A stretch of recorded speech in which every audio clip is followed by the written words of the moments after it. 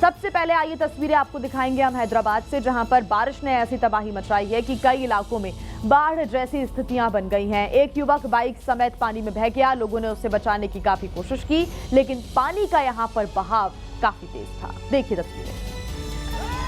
दरअसल युवक बाइक लेकर जा रहा था, लेकिन तभी उसका बैलेंस बिगड़ा और वो सड़क पर भरे पानी में बह गया। युवक ने मदद के लिए आवाज लगाई। कई लोगों ने उसे पकड़ने की कोशिश भी की, लेकिन पानी की रफ्तार के आगे किसी की एक न चली। एक ही झटके से युवक एक गली से दूसरी गली में पहुंच गया। हालांकि बाद में इस युवक को रेस्क्यू कर लिया गया। वहीं दूसरी तरफ एक कार पानी में बहती नजर आई। आपको बता दें कि हैदराबाद के कृष्णा नगर और यूसुफगुड़ा इलाकों में लगातार हुई बारिश के बाद सड़कों पर इतना पानी भर गया कि पानी की रफ्तार को देखकर लोग खौफजदा हो गए। वहीं सड़कों पर आए इस सैलाब की तस्वीरें वायरल हो रही हैं।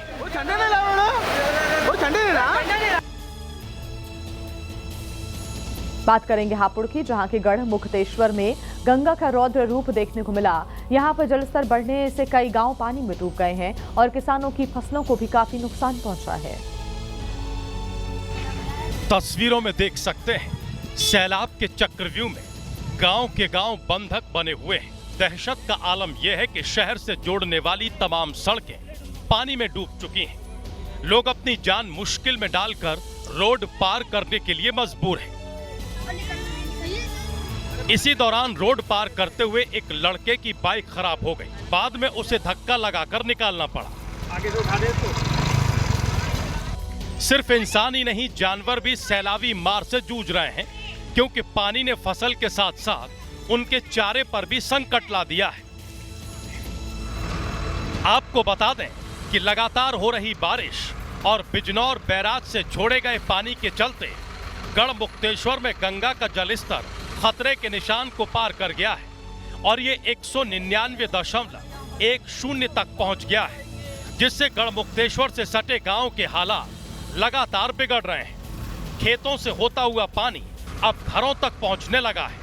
वहीं गांव वालों की शिकायत है कि प्रशासन की तरफ से कोई राहत मिलना तो दूर, कोई निरीक्षण के लिए भी नहीं आया है। और अब बात करते हैं उत्तर प्रदेश के सहारनपुर की, जहां पर सीएम योगी के ड्रीम प्रोजेक्ट मां शाकुंभरी यूनिवर्सिटी में जलभराव का वीडियो सामने आया। यहां पर इतना ज्यादा पानी भर गया है कि यूनिवर्सिटी की कुलपति को ट्रैक्टर पर सवार होकर अपने घर जाना पड़ा। यूनिवर्सिटी कैंटीन में पानी, कुलपति के दफ्तर में पानी, कमरे में पानी, गैलरी में पानी, जहां तक नजर जाएगी पानी और सिर्फ पानी नजर आएगा, क्योंकि पूरा यूनिवर्सिटी कैंपस टापू में तब्दील हो गया है, जहां तक पहुंचने के लिए या तो नाव से जाया जा सकता है या ट्रैक्टर से। दरअसल गुरुवार को जब मां शाकुंभरी यूनिवर्सिटी की कुलपति विमला देवी आई तो उन्हें घर लौटने के लिए ट्रैक्टर की मदद लेनी पड़ी, जिसकी तस्वीरें वायरल हुई तो यूनिवर्सिटी के ड्रेनेज सिस्टम और निर्माण पर सवाल खड़े हो गए। दरअसल यूनिवर्सिटी की बैक साइड में ढमोला नदी है।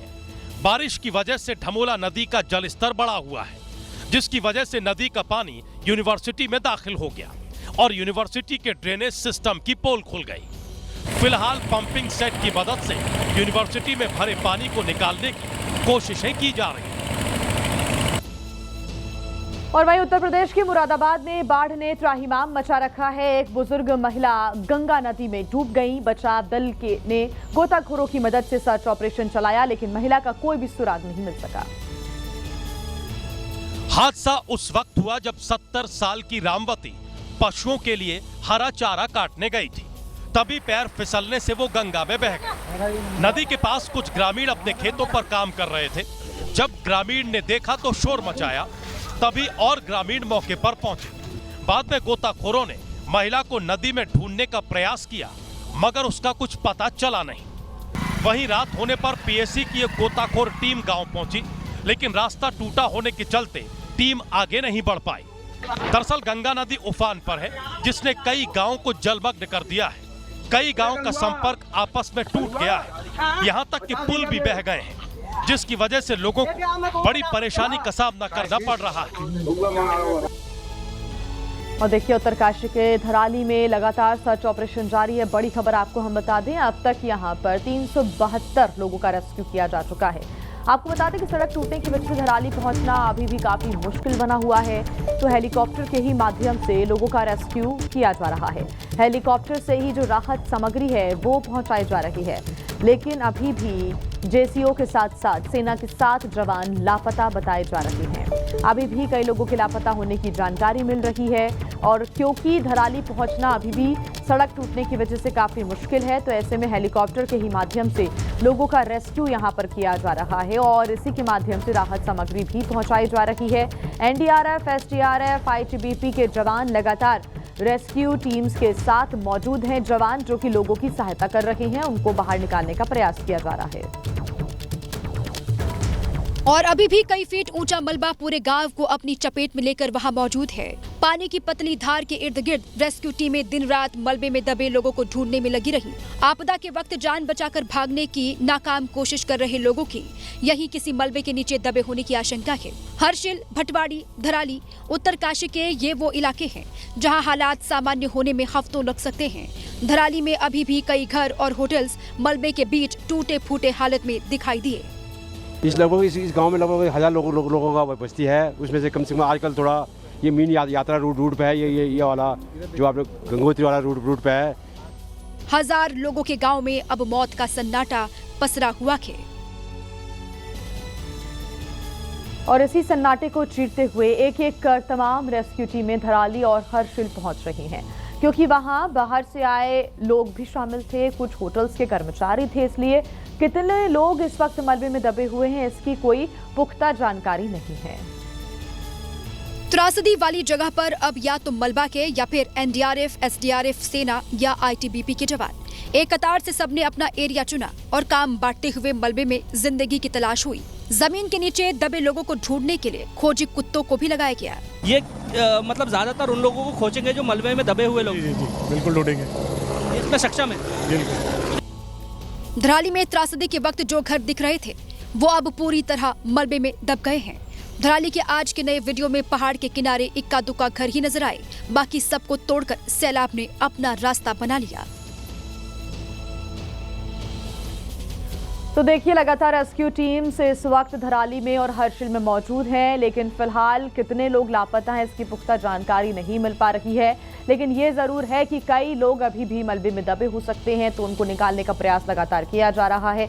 और अब तक की मिली जानकारी के अनुसार 372 लोगों का रेस्क्यू किया जा चुका है। जो बादल यहाँ पर फटा, जिसके बाद यहाँ पर भयंकर तबाही यहाँ पर आई, जिसके बाद से लगातार आईटीबीपी हो, एनडीआरएफ हो या फिर एसडीआरएफ की टीम्स लगातार रेस्क्यू ऑपरेशंस चला रही है। हमारे संवाददाता की आपको रिपोर्ट दिखाते हैं।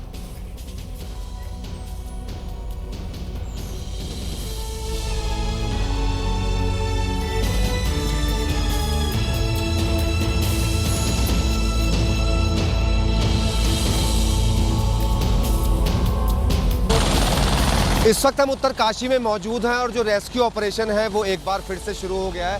तस्वीरों में आप देख सकते हैं कि जो हेलीकॉप्टर है उनके आने का सिलसिला जो है वो लगातार जारी है। यहाँ से सामान को धराली तक पहुँचाया भी जा रहा है और जो धराली के अंदर लोग फंसे थे उनको भी यहाँ पर लेकर आया जा रहा है। तस्वीरों में आप देख सकते हैं कि जो चॉपर है ये अब यहाँ पर उतर रहा है और जो लोग अभी भी वहाँ धराली में फंसे हुए हैं या इसके अलावा ऊपर गंगोत्री के रास्ते में जो लोग फंसे हुए हैं उनको लगातार यहाँ पर उत्तरकाशी में लाया जा रहा है। आपको बता दें कि अब तक तकरीबन 380 से ज़्यादा लोगों को रेस्क्यू करके यहाँ पहुँचाया जा चुका है, सुरक्षित स्थानों पर ले जाया जा चुका है। और अब यहाँ उत्तरकाशी के अंदर आप देख सकते हैं कि आईटीबीपी का ये हेलीपैड है जहाँ पर लोगों को लाया जा रहा है रेस्क्यू कर करके। आईटीबीपी की टीम तो मौजूद ही है और इस ऑपरेशन के अंदर एनडीआरएफ, एसडीआरएफ तमाम जो एजेंसीज हैं वो लगी हुई हैं और लगातार रेस्क्यू का जो काम है वो चल रहा है। तस्वीरों में आप ये भी देख सकते हैं कि जो यहाँ से खाने पीने का सामान है उसको वहाँ ऊपर धराली ले जाया जा रहा है, यानी कि जो ऊपर और टीम्स मौजूद हैं उनके लिए सामान पहुँचाया जा रहा है खाने पीने का। और ये तस्वीरें आप देख रहे हैं उन लोगों की जो रास्ते में फंस गए थे या तो गंगोत्री में या धराली में। ये वो लोग हैं जो यात्री हैं, अब उनको रेस्क्यू करने का काम जो है वो प्रशासन की तरफ से लगातार किया जा रहा है। तस्वीरों में आप देख रहे हैं कि कुछ बुजुर्ग नज़र आ रहे हैं, इनको ऊपर से रेस्क्यू करके यहाँ ले जाया जा रहा है। और आप ये जो दूसरा चॉपर देख रहे हैं ये वापस वहां धराली की तरफ जा रहा है। जो टीम्स वहां पर काम कर रही है उनके लिए इसके अंदर खाना पीना जो है वो ले जाया जा रहा है। तो रेस्क्यू का जो ऑपरेशन है वो आज के दिन फिर से शुरू हो गया है। कैमरामैन राजेंद्र सिंह के साथ मनोज वर्मा, एबीपी न्यूज, उत्तरकाशी। तो हमारे संवाददाता धराली से मनोज वर्मा की एक्सक्लूसिव रिपोर्ट आप देख रहे थे। कैसे रेस्क्यू ऑपरेशन यहां किया जा रहा है उसकी लाइव तस्वीरें आप तक पहुंचा रहे थे और चॉपर के माध्यम से, हेलीकॉप्टर के माध्यम से राहत सामग्री तो पहुंचाई जा रही है। साथ ही साथ जो यात्री इस वक्त बीच रास्ते में भी फंसे हुए हैं उनको भी एयरलिफ्ट किया जा रहा है और सुरक्षित स्थानों तक पहुंचाया जा रहा है। और आइए अब बात करते हैं उत्तर प्रदेश के बुलंदशहर की, जहां पर स्वास्थ्य सेवाएं राम भरोसे चल रही हैं। यहां के सरकारी अस्पताल में बिजली नहीं होने की वजह से टॉर्च की रोशनी में एक मरीज का इलाज किया गया। ये बुलंदशहर के सरकारी अस्पताल का इमरजेंसी वार्ड है। यहाँ के डॉक्टर की नजर इतनी तेज है कि टॉर्च की रोशनी में मरीज का इलाज कर देते हैं। फिर चाहे मरीज तड़पता रहे, उसकी जान जोखिम में पड़ जाए, लेकिन इन्हें कोई फर्क नहीं पड़ता। कुछ ऐसा ही उस वक्त हुआ जब एक्सीडेंट में घायल मरीज को लेकर परिजन अस्पताल पहुंचे। स्ट्रेचर पर लेटा मरीज दर्द से तड़पता रहा। परिजन उसे हाथ से हवा देते रहे और टॉर्च की रोशनी में उसका इलाज किया गया। यही नहीं, अस्पताल में भर्ती और भी मरीजों को भी सिस्टम की मार झेलनी पड़ रही है। वहीं मरीजों का टॉर्च की रोशनी में इलाज का वीडियो सोशल मीडिया पर वायरल हो रहा है। मध्य प्रदेश के छिंदवाड़ा में उस वक्त दर्दनाक हादसा हो गया जब मॉल की लिफ्ट अचानक से नीचे गिर गई। 13 लोग घायल बताए जा रहे हैं और इस हादसे में 6 की हालत गंभीर बनी हुई है। ये हादसा V2 शॉपिंग मॉल में उस वक्त हुआ जब तय कैपेसिटी से ज्यादा लोग लिफ्ट में चढ़ गए, जिससे लिफ्ट टूट गई और जैसे ही लिफ्ट गिरी शॉपिंग मॉल में चीख पुकार मच गई। सिक्योरिटी स्टाफ ने लिफ्ट से लोगों को निकाला, जिसमें कई लोगों को गंभीर चोटें आई हैं, जिन्हें तुरंत हॉस्पिटल ले जाया गया। महिलाओं को चोट आई है, सभी महिलाओं को चोट आई है, कमर में, किसी को एड़ी में, किसी को। वहीं लिफ्ट टूटने से मॉल में मौजूद दूसरे ग्राहक दहशत से भर गए, जिसके बाद लोग लिफ्ट की जगह सीढ़ियों का इस्तेमाल करने लगे। मॉल के बाहर भी लोगों की भीड़ लग गई। पुलिस जांच में पता चला कि ओवरलोड की वजह से हादसा हुआ और हादसे के वक्त लिफ्ट में कोई ऑपरेटर नहीं था, जिसकी वजह से किसी ने ध्यान नहीं दिया और लिफ्ट ओवरलोड हो गई। अब पुलिस लिफ्ट की मेंटेनेंस, सर्विसिंग और लाइसेंस से जुड़े दूसरे दस्तावेजों की जांच कर रही है।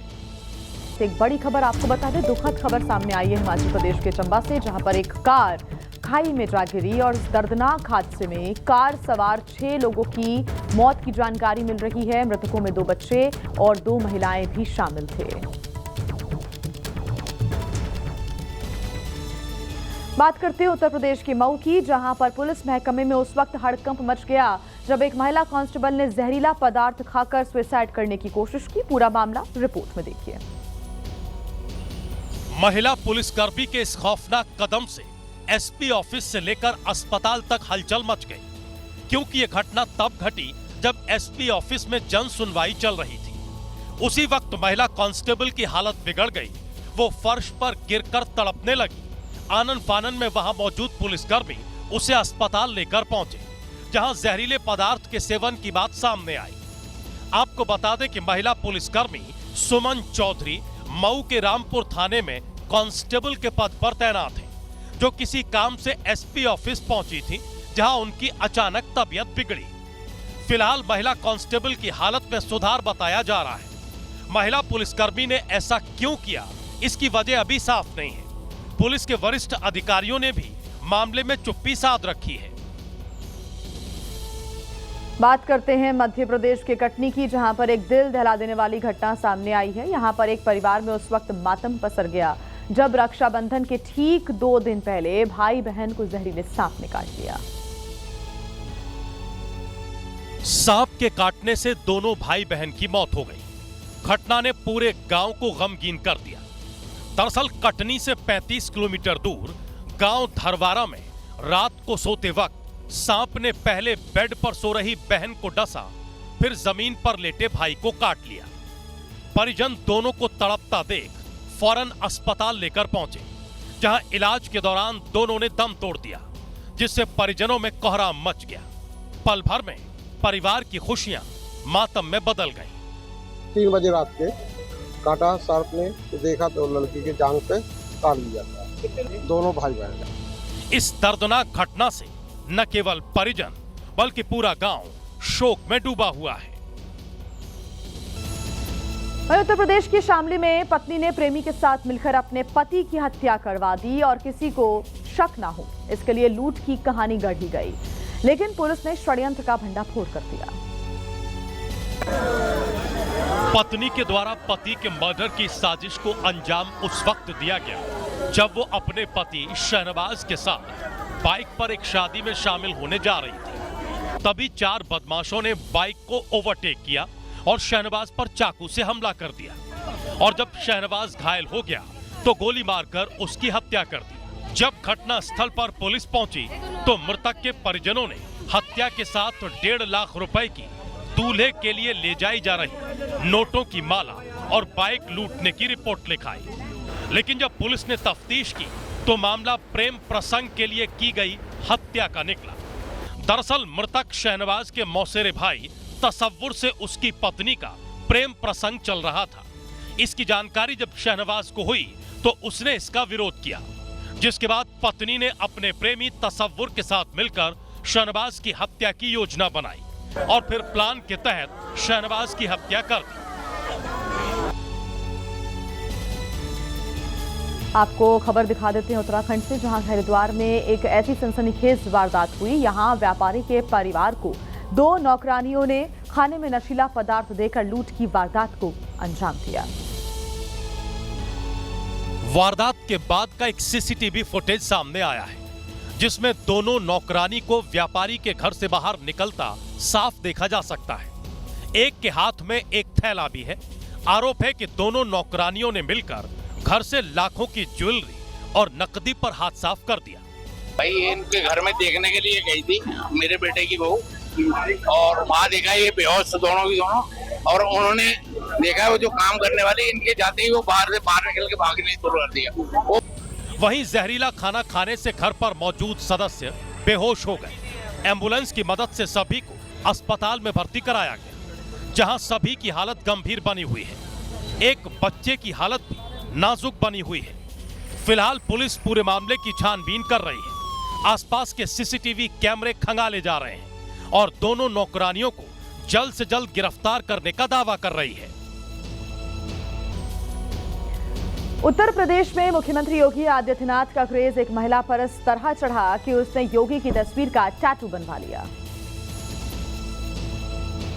तस्वीरों में देखिए, महिला ने मुख्यमंत्री योगी आदित्यनाथ की तस्वीर वाला टैटू अपने हाथ में बनवाया है। टैटू में योगी आदित्यनाथ की तस्वीर को भगवा रंग में दर्शाया गया है। लेकिन सबसे बड़ी बात यह है कि योगी की फोटो के नीचे माननीय प्रधानमंत्री जी लिखा है। अब लोग इसे योगी के बढ़ते क्रेज के तौर पर देख रहे हैं। आपको बता दें कि जिस महिला ने टैटू बनवाया है उसका नाम हिमांशी है और वो लखनऊ की रहने वाली है। इस बात में कोई दो मत नहीं कि हिमांशी का सीएम योगी से एक भावनात्मक लगाव है, जिसके चलते उसने अपने हाथ पर उनका टैटू बनवाया है। टैटू बनवाते समय का पूरा वीडियो सोशल मीडिया पर तेजी से वायरल हो गया है। लोग इसे अब जमकर शेयर कर रहे हैं। और आइए खबरों में आगे बढ़ते हैं। लोकसभा में नेता विपक्ष राहुल गांधी ने कल एक बार फिर वोट चोरी वाले नैरेटिव को नई धार देने की कोशिश की है और एक ही दिन में राहुल गांधी ने 2 बार कई आंकड़ों का हवाला देते हुए चुनाव आयोग को कटघरे में खड़ा किया और कहा कि आयोग की विश्वसनीयता संदेह के घेरे में है। सबसे पहले उन्होंने नई दिल्ली के करीब 71 मिनट लंबी प्रेस कॉन्फ्रेंस की और वहां एक प्रेजेंटेशन दिखाया जिसे वोट चोरी का नाम दिया गया। इस प्रेजेंटेशन में कर्नाटक की बेंगलुरु सेंट्रल लोकसभा सीट के महादेवपुरा विधानसभा क्षेत्र के नतीजे को वोट चोरी के सैंपल के तौर पर दिखाया गया। इसके बाद उन्होंने अपने आवास पर इंडिया गठबंधन के नेताओं के सामने डेमोक्रेसी डिस्ट्रॉयड नाम से एक और प्रेजेंटेशन दी, जहां उन्होंने एक बार फिर चुनावी धांधली के दावे पर इंडिया ब्लॉक के नेताओं के साथ चर्चा की। लेकिन जिस तरीके से चुनाव आयोग के द्वारा भारतीय जनता पार्टी वोट का चोरी कर रहे हैं, तो कहीं ना कहीं बाबा साहब भीमराव अम्बेडकर का जो संविधान का जो आत्मा है वो कहीं ना कहीं तड़प रहा है। तो इस पे हम लोग मजबूती से लगे हैं। जो ज्वेलर बोलते हैं उस पर डिस्कशन हो रहा था, चटनी पे डिस्कशन हो रहा था, और लेकिन बहुत हेल्दी वातावरण था। नहीं मिला, फिर आगे जब बैठेंगे तब सीरियस बैठक होगी तब। राहुल गांधी के आवास पर 25 विपक्षी पार्टियों के करीब 50 नेता मौजूद रहे। मीटिंग में 11 अगस्त को चुनाव आयोग तक मार्च निकालने पर सहमति बनी है। तो वहीं राहुल गांधी के चुनाव आयोग पर कर्नाटक और महाराष्ट्र में चुनाव में धांधली का आरोप लगाए जाने के बाद अब चुनाव आयोग ने राहुल के आरोपों का जवाब भी दिया। कहा है कि राहुल ने पहले इस पूरे मामले की शिकायत क्यों नहीं की। कर्नाटक के मुख्य निर्वाचन पदाधिकारी ने राहुल गांधी को पत्र लिखा है, जिसमें कहा गया है कि अगर राहुल गांधी के पास कोई पुख्ता सबूत हैं, तो वो शपथ पत्र देकर उसे चुनाव आयोग के साथ साझा करें। साथ ही उन्हें उन सभी मतदाताओं के नाम और ब्यौरे पेश करने होंगे जिनके नाम कथित तौर पर हटाए गए हैं। राहुल को यह भी बताना होगा कि उन्हें यह जानकारी कहां से मिली, उसका स्रोत क्या है।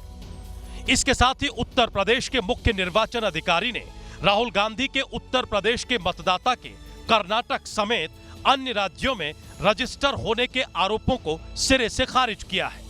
कर्नाटक और उत्तर प्रदेश के अलावा हरियाणा और महाराष्ट्र के मुख्य निर्वाचन अधिकारी ने भी राहुल गांधी के आरोपों पर आपत्ति जताई है। न महाराष्ट्र में वोटों की चोरी हुई है, न देश में कई वोटों की चोरी हुई है। मुझे ऐसा लगता है कि राहुल जी के दिमाग की चिप चोरी चली गई है और उनकी हार्ड डिस्क करप्ट हो गई है, इसलिए लगातार वो झूठ बोल रहे हैं। पिछले समय का महाराष्ट्र में 75 लाख वोट बढ़े, अब का 1 करोड़ वोट बढ़े। महाराष्ट्र के वोटों के बारे में पूरे फैक्ट्स एंड फिगर्स के साथ हमने उनको जवाब दिया, उसके ऊपर वो जवाब नहीं दे पाए, इसलिए झूठ बोलकर अपनी हार को दबाने की कोशिश कर रहे हैं। अब देखना होगा कि क्या राहुल गांधी अपने आरोपों को कानूनी रूप से साबित करने के लिए शपथ पत्र दाखिल करेंगे। और अब बात महाराष्ट्र के मुंबई की, जहां से एक ऐसे ट्रक का वीडियो सामने आया है जो अनियंत्रित होकर लोगों के बीच दहशत फैलाने लगा। हालांकि गनीमत रही कि इस बेकाबू ट्रक ने किसी की जान नहीं ली। वीडियो वर्ली इलाके का है, जहां एक बिल्डिंग में ये ट्रक खड़ा था और इसमें सामान लोड हो रहा था। कुछ ही देर में ट्रक अपने आप आगे बढ़ने लगा और उसमें सामान लोड कर रहा मजदूर कूदकर नीचे उतर गया। अब एक दूसरे सीसीटीवी कैमरे में कैद हुई ये तस्वीर देखिए। यहाँ नजर आया कि ट्रक बिल्डिंग के किनारे रखे सामान को टक्कर मारते हुए आगे बढ़ रहा था। जैसे ही मेन गेट पर खड़े सुरक्षा कर्मियों को हादसे का एहसास हुआ, वो जान बचाकर भागने लगे और ट्रक गेट को तोड़ते हुए सड़क पर पहुंच गया। बिल्डिंग के बाहर लगे सीसीटीवी फुटेज में नजर आया कि जिस वक्त ट्रक सड़क पर गया उस वक्त वहां से गाड़ियां निकल चुकी थी। अगर 1 सेकंड पहले भी ये ट्रक यहां पहुंचा होता तो ना ही कार वाला बचता और ना ही बाइक वाला और ना ही एम्बुलेंस में सवार लोग। इस सीसीटीवी फुटेज में ये भी सामने आया कि एक कार मेन गेट से अंदर जा रही थी, लेकिन अनियंत्रित ट्रक को देखकर ड्राइवर ने समझदारी दिखाई और वक्त रहते कार को पीछे कर लिया। ये ट्रक इस कदर बेकाबू था कि उसने डिवाइडर को भी तोड़ दिया और सामने लगे खंबे से टकराकर रुक गया। जिस जगह ये ट्रक रुका वहां बस स्टैंड था और अनियंत्रित ट्रक को देखकर बस स्टैंड पर मौजूद लोग भी भागने लगे और किसी तरह अपनी जान बचाई। अब पुलिस इस बात की जांच कर रही है कि आखिर हादसा कैसे हुआ। मुंबई के पास वाशिंद रेलवे स्टेशन पर आरपीएफ जवान की सतर्कता से बुजुर्गों की जान बच गई। अगर थोड़ी सी भी देर हो जाती तो बुजुर्गों की जान भी जा सकती थी। मामला शाहपुर के वाशिंद रेलवे स्टेशन का है। स्टेशन पर लगे सीसीटीवी में दिखाई दिया कि बुजुर्ग चलती ट्रेन से उतरने की कोशिश करता है, लेकिन तभी पैर फिसल जाता है और वो लड़खड़ा कर नीचे गिरने लगता है। तभी स्टेशन परिसर में मौजूद आरपीएफ का जवान हरकत में आया और ट्रेन से घसीट रहे बुजुर्ग को किसी तरह बचा लेता है। मौत और जिंदगी के बीच चंद सेकंड का फासला था। अगर थोड़ी भी देर होती तो बुजुर्ग की मौत हो जाती। वीडियो वायरल होने के बाद हर कोई आरपीएफ जवान के शोर पर टोले की तारीफ कर रहा है, लेकिन ये वीडियो एक सबक भी है कि चलती रेलगाड़ी से कभी उतरने की कोशिश नहीं करनी चाहिए। राजस्थान के झुंझुनू में एक शख्स का बंदूक के साथ वीडियो लगातार वायरल हो रहा है। दावा किया जा रहा है कि ये शख्स अब तक 25 आवारा कुत्तों को गोली मार चुका है। झुंझुनू के आवारा कुत्ते इस बंदूकधारी को देखकर या तो रास्ता बदल देते हैं या झाड़ियों में छिप जाते हैं। उदाहरण के तौर पर इस कुत्ते को देखिए, जैसे ही इसने बंदूकधारी को देखा भागने लगा, लेकिन बंदूकधारी ने बाइक रोकी और दूर से ही कुत्ते पर निशाना लगा दिया। जब इसे लगा कि गोली कुत्ते को नहीं लगी तो ये शख्स उसे ढूंढते हुए झाड़ियों में घुस गया। ये वीडियो झुंझुनू के कुमावास गांव से सामने आया है। और चलिए अब बात करते हैं गुजरात की, जहां के भावनगर में शेर को परेशान करने वाले युवक को गिरफ्तार कर लिया गया है। आरोपी पर वन्यजीव संरक्षण अधिनियम की संबंधित धाराओं के तहत मुकदमा दर्ज किया गया था। वायरल हो रही वीडियो में दिखाई दिया कि युवक जंगल में शेर के पास पहुंचा, जो उस वक्त शिकार खाने में व्यस्त था। जब ये शख्स शेर के पास पहुंचा तो शेर परेशान हो उठा और युवक की ओर झपटा, लेकिन बावजूद इसके युवक ने मोबाइल का कैमरा बंद नहीं किया और लगातार वीडियो बनाता रहा। वो तो गनीमत रही कि शेर थोड़ी देर वापस जाकर अपने शिकार के पास बैठ गया, लेकिन युवक पर वीडियो बनाने का जुनून सवार था। वीडियो वायरल हुआ तो वन विभाग हरकत में आया और आरोपी को गिरफ्तार कर लिया। ये जुर्म इतना संगीन था कि कोर्ट ने युवक की जमानत अर्जी भी खारिज कर दी।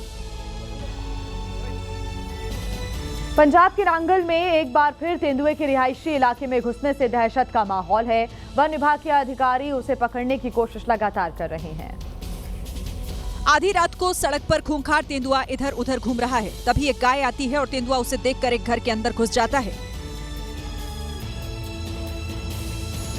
सीसीटीवी का ये फुटेज नंगल के वार्ड नंबर 1 का है, जहां तेंदुआ काफी देर घर के अंदर दिखा और फिर कुछ कुत्ते भौंकने लगे।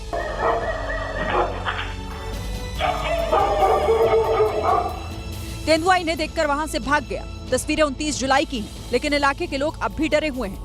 वन विभाग की टीम ने तेंदुए को पकड़ने के लिए पिंजरा भी लगाया था, लेकिन ये पिंजरे में ना जाकर रात के समय खुले में घूमता नजर आया।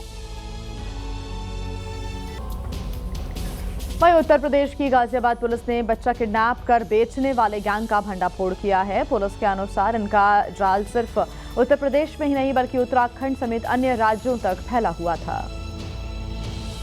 सबसे ज्यादा हैरानी वाली बात तो ये थी, गिरोह में अस्पताल की नर्स, आशा वर्कर और मैरिज ब्यूरो में काम करने वाले लोग शामिल थे।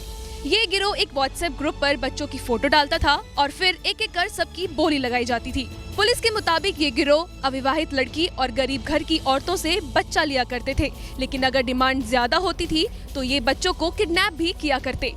दरअसल गाजियाबाद में 4 अगस्त को किडनैप हुए बच्चों को पुलिस ने 4 घंटे में बरामद कर लिया, लेकिन जब किडनैपर पकड़े गए तो इस गिरोह का पर्दाफाश हो गया। फिलहाल पुलिस ने इस मामले में 2 महिला और 2 पुरुष की गिरफ्तारी की है। मास्टरमाइंड रंजना की तलाश अब भी जारी है। मध्य प्रदेश अपने अजब गजब कारनामों के लिए अक्सर सुर्खियों में बना रहता है। टीकमगढ़ में एक बुजुर्ग शख्स अधिकारियों से इस कदर तंग आ गया कि उसने कलेक्ट्रेट ऑफिस के बाहर ही ताला जड़ दिया और खुद अंदर जाकर बैठ गया और अधिकारियों की सद्बुद्धि के लिए हनुमान चालीसा का पाठ करने लगा। दरअसल बुजुर्ग पिछले 3 महीने से घर के सामने लगा पेड़ कटवाने की मांग कर रहा है, जिसमें से 11,000 केवी की लाइन निकलती है। बुजुर्ग का कहना है कि पेड़ कभी भी गिर सकता है और हादसा हो सकता है, लेकिन ये बात अधिकारियों को समझ नहीं आई तो बुजुर्ग ने विरोध जताने के लिए ऑफिस पर ही ताला जड़ दिया। खैर, काफी समझाने के बाद बुजुर्ग ताला खुलवाने के लिए राजी हुए। वहीं इस मामले में अभी तक अधिकारियों ने चुप्पी साधी हुई है। और वहीं हरियाणा के रोहतक पीजीआई से हैरान करने वाला एक मामला सामने आया है। यहाँ पर एक लड़का अपने डॉक्टर दोस्त की जगह मरीजों का इलाज कर रहा था। सिक्योरिटी गार्ड जिस शख्स को लेकर अस्पताल से बाहर निकल रहे हैं वो देखने में तो डॉक्टर लग रहा है, लेकिन ये डॉक्टर है नहीं। साद नाम का ये लड़का अपने दोस्त कृष्ण गहलावत की जगह मरीजों का इलाज कर रहा था। कृष्ण गहलावत पीजीआई में इंटर्नशिप करता है। अब रोहतक पुलिस ने कृष्णा और साद दोनों के खिलाफ मामला दर्ज कर लिया है। जांच में पता चला है कि साद ने 12वीं तक पढ़ाई की है और पेशेंट केयर असिस्टेंट का डिप्लोमा किया है। साद ने सोशल मीडिया पर कुछ वीडियो भी अपलोड किए जिसमें वो मरीजों का इलाज करता हुआ देखा जा सकता है, लेकिन इस बार जब सुरक्षा कर्मियों को शक हुआ तो इसे पुलिस के हवाले कर दिया गया। यूपी के झांसी में पुलिस को बड़ी कामयाबी हाथ लगी है। पुलिस ने कुख्यात बदमाश के पैर पर गोली मारकर उसको गिरफ्तार किया। इस बदमाश को उसके साथी घोड़ा नाम से बुलाते थे। रात के अंधेरे में झांसी के सिमराहा जंगल में मुठभेड़ हुई। शातिर अपराधी रवि अहिवार उर्फ घोड़ा लंबे समय से पुलिस को चकमा दे रहा था। आखिरकार पुलिस उस तक पहुंच गई। कि पुलिस टीम के द्वारा इसकी घेराबंदी की गई तो जंगल में ये भागा और अपने को घिरता हुआ देख पुलिस टीम पर जान मारने की नीयत से इसके द्वारा फायर किया गया। काउंटर अटैक में इसको भी पैर में गोली लगी है। रवि पर हत्या और लूट के कई केस दर्ज है। 5 महीने पहले ही वो जेल से बाहर आया था। जेल से छूटने के बाद भी उसकी आदत नहीं छूटी। आरोप है कि हाल ही में दिन दिहाड़े रवि ने स्कूल में घुसकर महिला प्रिंसिपल को जान से मारने की कोशिश की, जिसके बाद पुलिस को इसकी तलाश थी। तेलंगाना की बात करते हैं, जहां के कुमरम भीम आसिफाबाद में हाई वोल्टेज पॉलिटिकल ड्रामा देखने को मिला। दरअसल यहां पर बीआरएस की एक महिला विधायक ने कैमरे के सामने कांग्रेस नेता पर पानी की बोतल फेंक दी। दरअसल हुआ ये कि राशन कार्ड वितरण कार्यक्रम चल रहा था, तभी वह कांग्रेस के नेता अजमीरा श्याम नायक आ पहुंचे और बीआरएस विधायक कोवलक्ष्मी से कुछ मुद्दों पर सवाल जवाब करने लगे। और तभी महिला विधायक को इतना गुस्सा आया कि उन्होंने कांग्रेस नेता पर पानी की बोतल फेंकनी शुरू कर दी। अब कांग्रेस नेता ने विधायक के खिलाफ कार्रवाई और इस्तीफे की मांग की है, जबकि महिला विधायक ने कांग्रेस नेता पर प्रोटोकॉल तोड़ने और आदिवासी महिला को डराने का आरोप लगाया है। मध्य प्रदेश की सरकार ने हर गाय पर होने वाले रोजाना खर्च को 20 रुपए से बढ़ाकर 40 रुपए कर दिया है। लेकिन आपको ये जानकर हैरानी हो जाएगी कि यही सरकार कुपोषण खत्म करने के लिए इसका 1/4 भी सही से खर्च नहीं कर रही है। इसकी पड़ताल करने के लिए एबीपी न्यूज की टीम भोपाल के एक आंगनबाड़ी केंद्र पहुंची, जहां पोषण आहार के नाम पर बच्चों को सिर्फ खिचड़ी परोसी जा रही थी।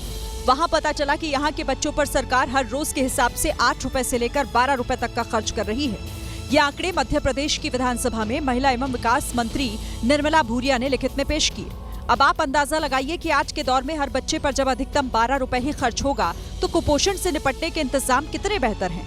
मध्य प्रदेश में 1,36,000 से ज्यादा बच्चे कुपोषण के शिकार हैं, जबकि सीएजी की रिपोर्ट में 10 लाख बच्चों के कुपोषण होने का दावा हुआ है। महिला और बाल विकास मंत्री ने इस मामले में केंद्र सरकार से सहयोग मांगने की बात कही है।